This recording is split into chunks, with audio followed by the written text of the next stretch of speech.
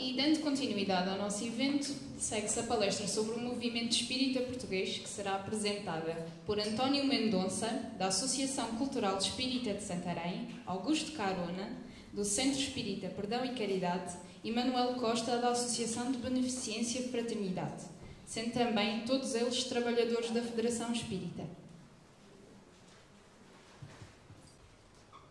Boa tarde a todos que aqui se encontram para desfilar. Este banquete, a primeira iguaria já foi servida e preparou então para os restantes pratos. Vamos iniciar então esse mesmo serviço. Saudamos a todos os presentes, fazendo votos de que este trabalho venha a contribuir para uma melhor compreensão do alvorecer e da caminhada do movimento espírita português. Este repertório é constituído por uma cronologia obviamente escolhida dentre várias ocorrências registadas de forma fragmentária e que procurámos ligar, procurando atingir um todo coerente. Estamos conscientes que muitas atividades e factos relevantes da caminhada do espiritismo em Portugal não foram fixados pela escrita, que constitui principalmente, no nosso caso, as fontes primárias de uma história.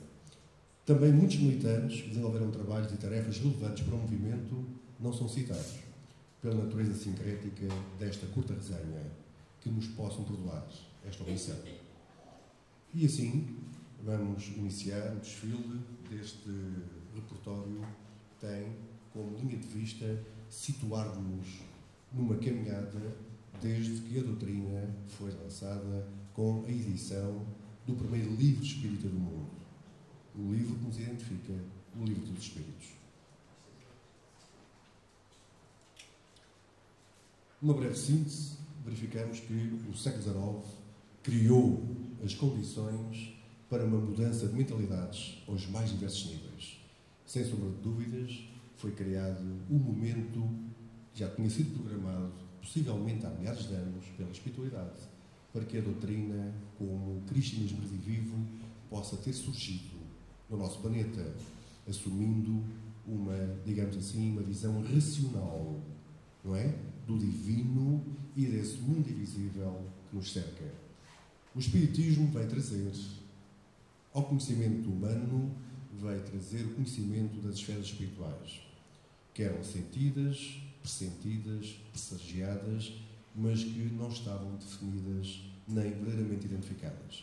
Kardec, na sua caminhada, vai-nos trazer as condições para esse conhecimento sobre essas esferas espirituais, demonstrando-nos a geografia desse mundo espiritual a partir do seu trabalho e também as múltiplas comunidades nele existentes. Olhamos para esta caminhada e sabemos que o fenómeno mediúnico, o mediunismo propriamente dito, está sempre na base das interações e até de muita influência da vida da humanidade encarnada. Tivemos que trazer aqui à lembrança factos como estes aqui da família Fox em Hydesville, 1848, e das mesas girantes. Digamos, são factos que foram ligados pela imprensa da época, que fez furor, e realmente as elites do pensamento e da cultura da época tiveram todas elas acesso e a opinar sobre esses factos, que correram muito através dos jornais.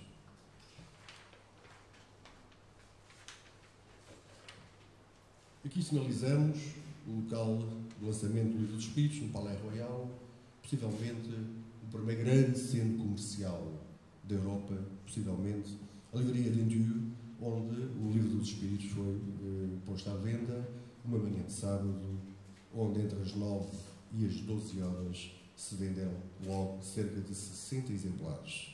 Numa altura em que não havia internet, não há televisão, não há rádio, mas o interesse manifestado foi tão grande, naquela manhã, aquela montra composta por aqueles livros que tinham acabadinho sido por ela, ali imediatamente demonstrou o interesse de um público que circulava por essas mesmas galerias.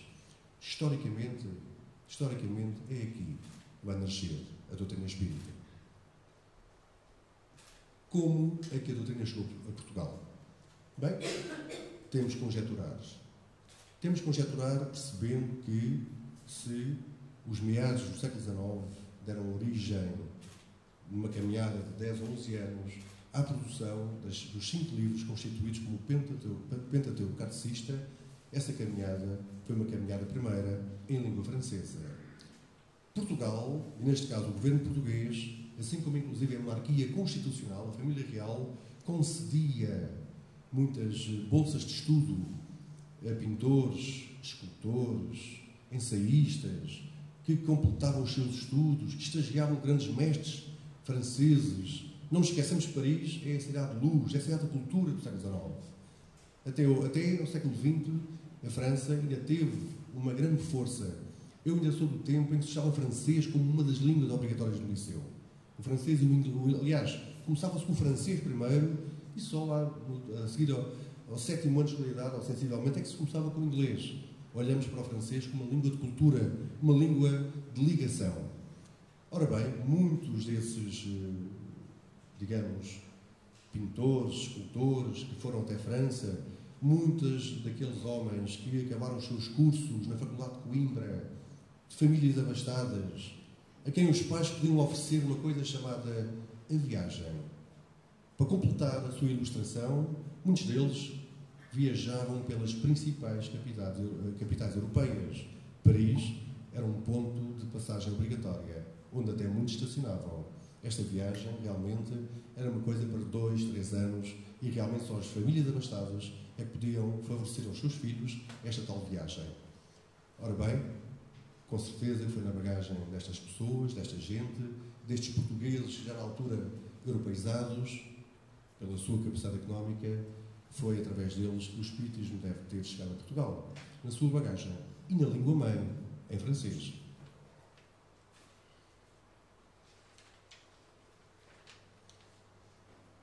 Não nos esqueçamos que, em setembro de 1865, é fundado aquilo que podemos convencionar o primeiro centro espírita no Brasil. De que há notícia. E foi fundado por um grupo familiar, que iniciou os seus estudos da doutrina em São Salvador da Bahia. Depois, aqui, olhamos para Ponta Delgada e vimos que no ano de 1869 é editada a revista Aurora de Além Túmulo, o que demonstra já um crescente interesse pelo novel assunto que é o espiritismo. A imprensa espírita em Portugal começa-se a esboçar e desenvolve-se na medida do interesse suscitado, contribuindo para a divulgação do diálogo espírita.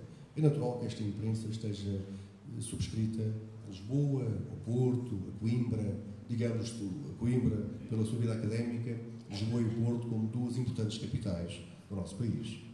Segundo um articulista da revista Fraternidade, número 169, o mesmo vai-nos dizer que, em 1882, se fizeram as primeiras traduções e edições em Portugal dos primeiros livros da codificação espírita, em Lisboa, e que daqui muitos foram exportados para o Brasil. É por um português também que, no dia 1 de janeiro de 1884, é criada a Federação Espírita Brasileira, pelo um fotógrafo radicado no Rio de Janeiro, de nome José Elias Garcia. O mesmo tinha fundado, o fundador da FEB, tinha fundado, no ano anterior, em 21 de janeiro, o periódico com a edição quinzenal, que nós conhecemos até hoje com o nome de O Reformador, na época com formato de jornal. E sabemos também que uma grande quantidade, uma grande percentagem de cada edição do Reformador era enviada via marítima para Lisboa. Obviamente, tinha que ter leitores. Em 1889 surgem as primeiras manifestações psicográficas do nosso Fernando Lacerda, um médium até que já teve a honra ao qual ter sido dedicado pelo União Espírita de Lisboa no dia 7 de março, o evento que ele costuma fazer anual foi dedicado. Temos aqui uma ou duas passagens muito importantes dessa de Queiroz. Essa de Queiroz se encarnou em 1900. Poucos anos depois, já se corresponde psicograficamente através do Fernando Lacerda. No País da Luz, 4 volumes, temos muitas comunicações dessa de Queiroz. Sabemos também, ainda antes de 1900, da existência, em 1896, na cidade do Porto, da Revista Espírita do Porto, cuja orientação estava a cargo de um médium curador de nome Claudino da Silva Neto, que na época foi perseguido e preso pelo uso ilegal da medicina. Nesta mesma revista está uma notícia que nos dá conta que um redator do jornal Novidades de Lisboa, estando em Paris, assistiu a uma sessão espírita. Estando também presente essa de Queiroz, e que o mesmo, virando-se para o redator, lhe teria sido dado ao ouvido, queria de imediato desmascarar o médium. Perguntou-lhe: diga-me, em que é que estou a pensar neste momento? Ao que o médium retorquiu-lhe, contando-lhe a história do rei Dom Sebastião, com tal riqueza de pormenores, que essa de Queiroz ficou pasmado.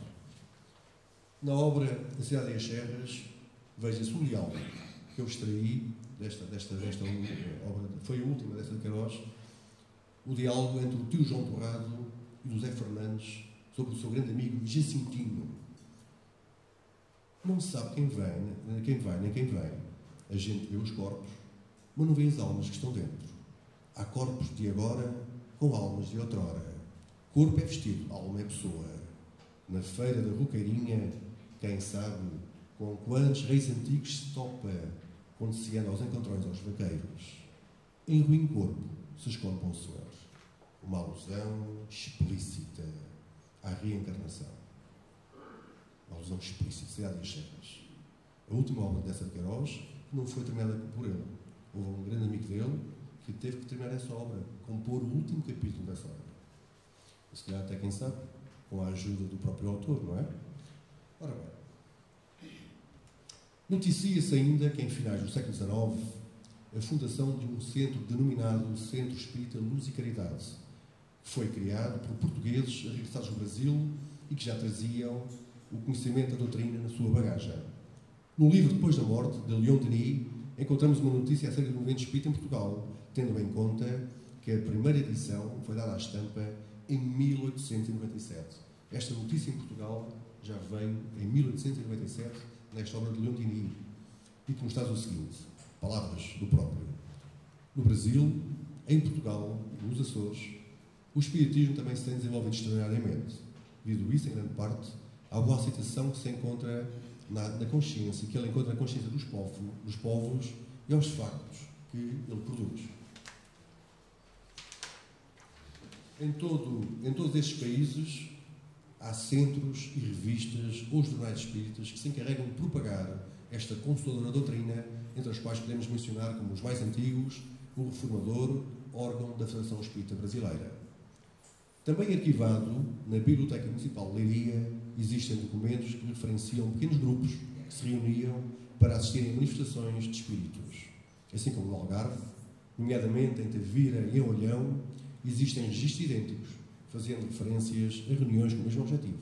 E estes factos ainda ocorreram em finais do século XIX.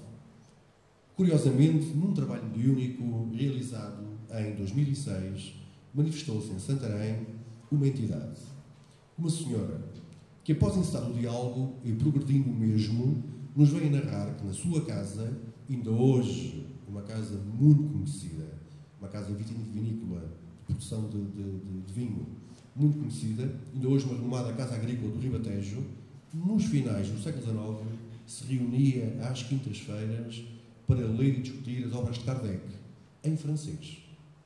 Nessa reunião, que esta irmã levava a efeito nas suas casas à quinta-feira, depois de um jantar oferecido, ela reunia o padre da sua paróquia, reunia o comandante de uma unidade militar que estava estacionada em Santarém e ainda reunia um amigo de família que era notário. E os quatro, depois do jantar de quinta-feira, iam para a biblioteca desta casa, iam buscar as obras em francês e toca dias lerem e discutirem. Estamos a falar ainda de antes do século XX. Esta irmã manifestou-se na nossa casa espírita e até gracejou dizendo: bem, vocês hoje têm outras facilidades. Na altura eu estudei em francês. Não é? Ora bem, em 1898, sente-se atraído pela doutrina um homem que vai representar oficiosamente em 1900 o movimento espírita português no Congresso Espírita Internacional, realizado em Paris. De seu nome, José Alberto Sousa Couto. Esta notícia é veiculada pela revista de Metapsicologia da FEP. 5 anos depois, este mesmo Sousa Couto vai fundar a revista Estudos Psíquicos, dedicada em grande parte ao estudo do espiritismo científico e filosófico. Vai ter uma existência até 1909. ano em que o causídico vai ser acometido por uma doença que o vai impedir de continuar a publicar. Em 22 de janeiro de 1903, o jornal O Mundo iniciava um mini-curso de Espiritismo, fazendo referência a Allan Kardec e a Gabriel Delan. Portanto, o jornal, julgo que eu quero um ensaio, ia saindo e trazia ali nas suas folhas, julgo que até um jornal tinha 5 folhas, 5 ou 6 folhas. Numa das folhas apresentava o mini-curso de Espiritismo. Em 1905, é fundado nos Açores, na Ilha Terceira, a Angra do Heroísmo, a revista A Luz da Verdade, órgão do Centro Espírita do Irmão Cristo, sucessor do antigo centro, que apenas é citado, Centro de São Luís. Em Lisboa é fundada pelo Dr. Sousa Couto, também em 1905, esta tal revista de estudos psíquicos, dedicada, cá está, ao estudo do espiritismo científico e filosófico. Esta revista vai se editar só até 1909. Ainda em 1905, os reis Dom Carlos e Dona Amélia e o restante família real manifestam simpatia e amizade a Fernando Lacerda, que tratava o príncipe Dom Manuel de uns ataques de que o menino padecia. Foi falar, Fernando Lacerda, que talvez tivesse possibilidades de vir a tratar de uns ataques que não foram especificados, porque talvez não fossem devidamente estudados. Nós sabemos que Fernando Lacerda também era um terapeuta, era um magnetizador. Ele chegava à casa e ainda tinha muita gente para atender, para ouvir e muitas vezes para ajudar através da fluidoterapia. Cá está, a Casa Real ouviu falar nisso e lá apostaram no Fernando Lacerda, que se tornou, digamos assim, uma das visitas normais da família real.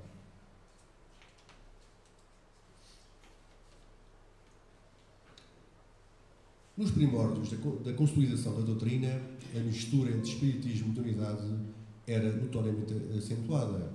Eu diria, nos primórdios e infelizmente até hoje. Ainda há muita gente que confunde espiritismo e mediunidade. Nem é mediunidade. Será talvez o exercício do mediunismo, não é? Acontece que, para melhor compreendermos este facto, recordamos um célebre criminologista de nome César Lombroso, que no seu livro Hipnotismo e Espiritismo, que foi editado pela primeira vez em 1907, nos vai informar do seguinte. Pasmem-se. Não há país da Europa em que os feiticeiros façam tanto dinheiro como em Portugal. Há um exército de velhas que predizem o futuro, que preparam filtros de amor e exercem outros trabalhos de feitiçaria. Em Lisboa, normalmente numa zona que é conhecida como judiaria ou moraria. Westphal nota que a Idade Média revive nessa espelunca. As pitonisas leem o futuro na água, no chumbo, no espelho, na borra do café e preparam as suas drogas com todos os preceitos da arte. Ossos de cadáveres, cérebros de cães, pelos de gato, caudas de salamandra, etc, etc, etc. A polícia tem tentado muitas vezes, a conseguir, fazer cessar essas comédias da superstição que frequentemente desfecham em tragédia. Bem, interessa referir Portugal, realmente havia aqui muita gente que se dedicava ao mediunismo, muitas bruxas, com certeza, não só no meio urbano, mas também no meio rural. Agora eu pergunto, não ia em Espanha? Então ia em França? E na Alemanha? Mas em França, sobretudo, também, com tantos médiuns, tantos videntes que pululavam aqui e acolá. Há uma história, no princípio do século, vão aparecer cá 2 chinesas em Portugal, e essas chinesas preveem o futuro. Até vão ser presas pela polícia, essas 2 chinesas. Eu pergunto que língua é que elas falavam. Se era em chinês, se era em português, mas, enfim.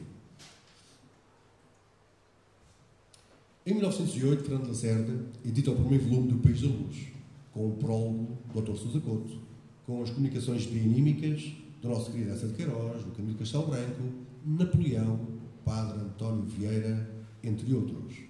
No início da década, o espiritismo já conhece uma forte implantação a nível nacional e internacional. E vai-se assistir, entre os dias 14 e 18 de maio de 1910, à organização do primeiro Congresso Espírita Universal, que ocorreu em Bruxelas. Neste Congresso Universal, diríamos hoje seria um Congresso Mundial, não há notícia de nenhum delegado ou representante português que tenha estado presente. No entanto, num Congresso Internacional esteve o Dr. Sousa Couto, em 1900.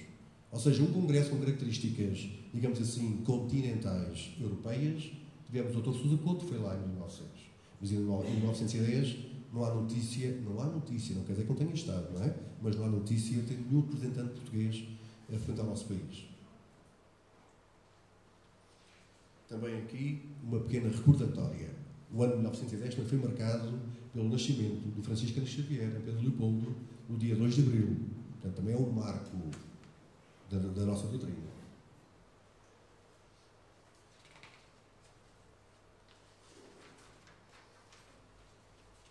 Ainda em 1910, há uma referência desenvolvida que nos dá conta da existência de um grupo de jovens estudantes. Um deles, vamos vê-lo um bocadinho mais para a frente, de nome Gilberto Marques, e uma das pessoas que realmente foi da primeira hora da doutrina do século XX, que reunindo-se em casa de um dos participantes, em torno de uma mesa pé de galo, procuraram durante 8 meses receber uma comunicação espiritual sem que obtivessem um único movimento dos espíritos. Realmente 8 meses é muito tempo. Calcula-se, talvez no princípio, possa ter começado por uma brincadeira, mas depois a coisa começou-se a tornar mais séria e lá este grupo lá foi persistindo, até que, passado esse tempo, algo acontece. A mesa iniciou a sua dança, agitando-se com extrema agilidade, para anunciar aos jovens aprendizes de feiticeiro que não necessitavam dela para se comunicarem com o além, informando ainda a própria mesa que no grupo existiam médiuns que poderiam receber as comunicações psicograficamente. Uma doença grave de um participante que morava na casa onde eles se reuniam impossibilitou que a reunião continuasse a ser no mesmo local. E então, os amigos espirituais do grupo prontamente resolveram a situação, informando que passariam a reunir-se ao ar livre, em plena rua, num banco de jardim, em Campo de Ourique. Assim, os médiuns estavam-se, ficando os restantes de pé, formando um círculo à volta deles. A ideia inicial da criação do grupo, que se queria unir ao movimento espírita, tomou forma e este pequeno grupo espírita, que tinha a sua sede no banco de jardim, com reuniões ao ar livre desde o dia 1 de janeiro, vejamos, 1 de janeiro é inverno, 1 de janeiro de 1911, muda-se para a Rua do Cabo, número 1, cheios de aspirações e boa vontade, dando ao modesto grupo o nome Universal Ciência Instituto. Este nome foi escrito em Esperanto, é Instituto da Ciência Universal. Daqui já se deduz que o nome, se o nome deste grupo é escrito em Esperanto, que este grupo também já tinha alguém que se dedicava ao estudo do Esperanto. Recordamos que em 1910, após a implantação da República, o país mergulhou numa estabilidade política e social devido às sucessivas mudanças de governo, desordens e revoltas nas ruas, mas que a divulgação do espiritismo continuou. Entre 1910 e 1926, morreram em Portugal mais de 2.400 pessoas vítimas de atentados à bomba. É muita gente. Isto mostra realmente os problemas políticos e sociais que se digladiavam já no novo regime. Tenho aqui transcrito, no intrigante documento transcrito pelo historiador republicano Manuel Borges Grainha, assinado por um grupo de espíritas de Lisboa em 1882, consta a antecipada eleição de Manuel da Arriaga como o primeiro Presidente da República Portuguesa em 24 de agosto de 1911, após a queda da monarquia que ocorreu, digamos assim, em 5 de outubro de 1910. A surpreendente profecia foi feita cerca de 30 anos antes da investidura eleitoral republicana. A informação consta de um opúsculo intitulado O Primeiro Presidente da República, Dr. Manuel da Arriaga. Reparem que 30 anos antes já houve uma comunicação, nós vamos tê-la como uma profecia, que dizia que o primeiro presidente era aquela personagem a 30 anos de distância. A 10 de julho de 1911, Fernando Lacerda, avisado pelo seu amigo Magalhães Lima não era mais nem menos do que o grão-mestre da maçonaria portuguesa. E Magalhães Lima disse a Fernando Lacerda que ele estava em perigo de vida. E Fernando Lacerda vai ter que se exilar para Rio de Janeiro, para o Brasil. Voltamos àquele grupo de estudantes que se reuniu no Jardim de Campo de Ourique e que atraiu a atenção da polícia. Ou seja, as suas reuniões acabaram por atrair a atenção da polícia, que em tudo viam realmente teorias conspirativas. Ora bem, foram detidos e após um interrogatório sumário concluiu-se que apenas tratavam de espiritismo. Este facto deu origem à criação do outro grupo na cidade do Porto, constituindo-se como filial do primeiro. Estamos em 27 de março de 1911. Ainda neste ano, 1911, Gilberto Marques, agora doutor, é nomeado delegado do Bureau Internacional de Espiritismo, ou seja, do Secretariado Internacional de Espiritismo. Através do apoio moral dos conhecimentos adquiridos que alcançou, através do esforço colocado por Portugal ao Governo Espírita Internacional, era agora necessário a criação de uma associação de caráter nacional, já que está o germen de uma futura federação, exclusivamente espírita e que fizesse representar o país no estrangeiro. Começou por se reunir com alguns companheiros do mesmo ideal e fundou a Aliança Neoespiritualista Portuguesa, na altura, com sede na Rua de Infantaria 16, 51, Terceiro Direito, também em Campo de Ourique. A Aliança tinha como objetivo promover o estudo e a propaganda da doutrina, criar por todo o país, grupos, sociedades, escolas para o ensino do espiritismo, fornecendo as informações necessárias para a sua divulgação. O mesmo Gilberto Marques, em 1912, funda diversas instituições, um deles a Escola Instituto Internacional de Psicologia, na Rua do Ouro, 66 Terceiro, sendo divulgado em diversos motins da época, por exemplo, pelo Jornal da República e pelo Novidades. O ensino neste instituto era gratuito e estava dividido em 4 faculdades: Cultura Humana, Psicologia Experimental, Filosofia Moderna e Filosofia Antiga, desdobrando-se com uma das áreas em diversas outras. Neste instituto iria aparecer outra grande figura do movimento espírita português, o general Viriato Zeferino Passalacqua. Em março de 1913, Gilberto Marques publica um boletim quinzenal, denominado Novos Horizontes, a Revista Geral de Ciências Psíquicas, como era destacado nas primeiras páginas de cada boletim. A sua tiragem atingia os 1.500 exemplares. Era apregoado pelos vendedores, pelos Ardinas, em Lisboa, e era enviado para Cabo Verde, Angola, Moçambique, Macau, Índia, Austrália e Nova Zelândia. Graças à divulgação do espiritismo, organizam-se grupos e centros espíritas para toda a parte, com a criação de novos jornais e revistas espíritas. O movimento espírita estava criado, tinha vida, tinha corpo, era uma realidade positiva.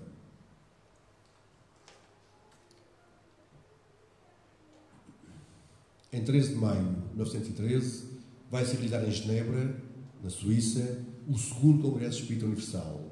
Pela primeira vez, Portugal é representado no Congresso Universal de Espiritismo e, desta vez, pelo Gilberto Marques, que aqui temos a sua foto.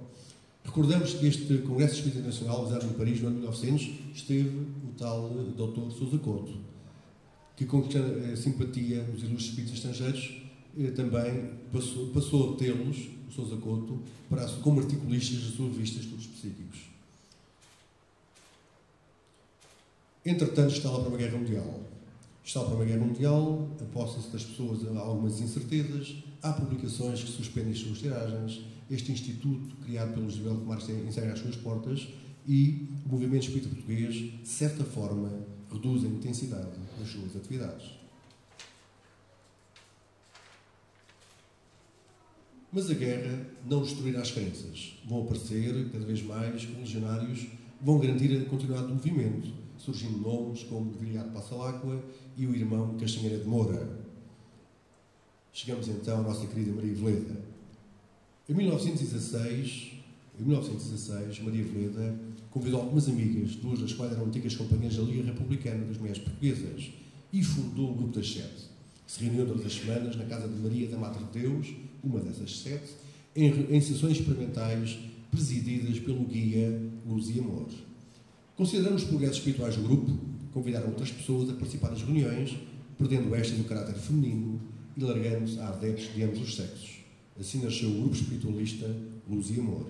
É criada também em Braga, também em 1916, a empresa literária Luz e Caridade, a primeira a comercializar livros espíritas, uns de edição própria e outros importados do Brasil. Em 1916, a 31 de março, o embaixador plenipotenciário do Kaiser, em Lisboa, entrega no Ministério das Relações Exteriores, hoje dos Negócios Estrangeiros, uma declaração informal de guerra a Portugal. Não vou aqui alargar sobre a situação, mas a guerra tinha já começado em agosto de 1914 e em 1916 Portugal vê-se envolvido em favor dos aliados. O país vai canalizar imensos recursos para satisfazer este compromisso internacional. Em 17, nasce em Braga o Centro Espírita Luz e Caridade. A União Espírita do Algarve, nesta altura, já há notícia ter realizado 2 congressos espíritas regionais em Portugal. O professor José Francisco Cabrita sugere ao António Joaquim Freire que se realize um congresso nacional. Na revista Ecos do Além, julho de 1917, o professor Cabrita publica inclusive um projeto de estatutos para uma Federação Espírita Portuguesa, defendendo a criação dessa federação. Foi descoberto por Aldo Albuquerque, foi constituído neste ano, 17, a Federação dos Espíritas Portugueses, com toda a sua documentação em ordem e registada no Governo Civil de Lisboa. Esta federação, foi um ensaio de certeza, só teve 22 meses de trabalho. Depois viu-se obrigada também a suspender e extinguiu-se. E as verbas que tinham sido realmente de que ela tinha foram canalizadas para outros fins, mas de acordo com o movimento espírita também.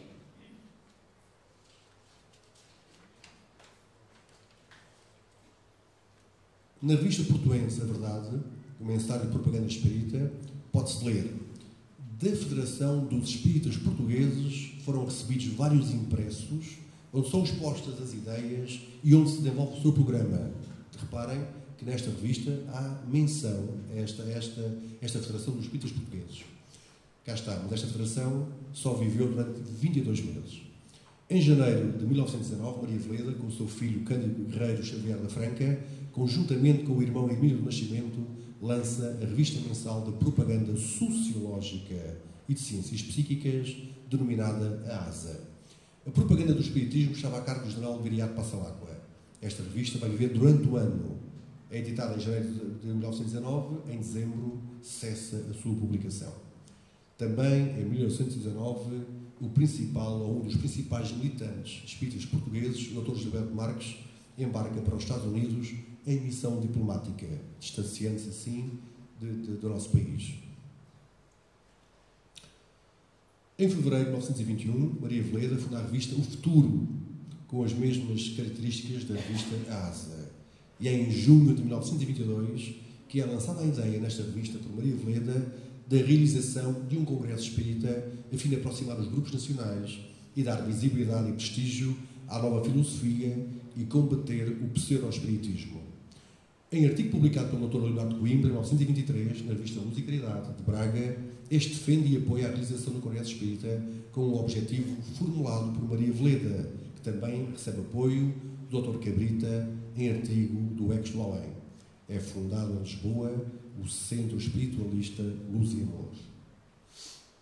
Em 1924, este mesmo centro decide criar um órgão de imprensa e volta a ir buscar o nome de ASA, convidando Maria Veleda também para o dirigir. O principal objetivo é preparar o futuro primeiro Congresso Espírita Português e todos os centros e grupos foram consultados, mostrando-se interessados na concretização do evento. Foi este centro que tomou a iniciativa de reunir todos os grupos a fim de iniciar os trabalhos de preparação do dito Congresso. A implantação definitiva ou a concretização de um sonho nascem de novo, iniciando-se novamente grandes realizações que seriam amplamente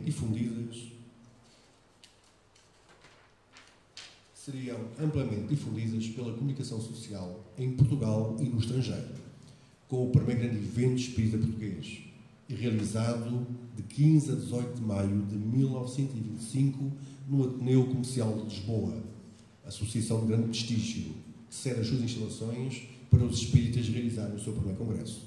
Está aberto o caminho para a concretização do sonho dos espíritas, a reunião dos centros e grupos de pesquisa doutrinários numa instituição que os represente e favoreça a divulgação da terceira revelação, o erigir de uma Federação Espírita Portuguesa.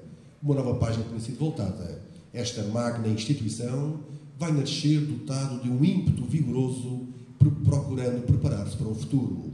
É aqui, passa a palavra ao nosso querido Augusto, que irá desfiar o próximo período da história do movimento espírita português.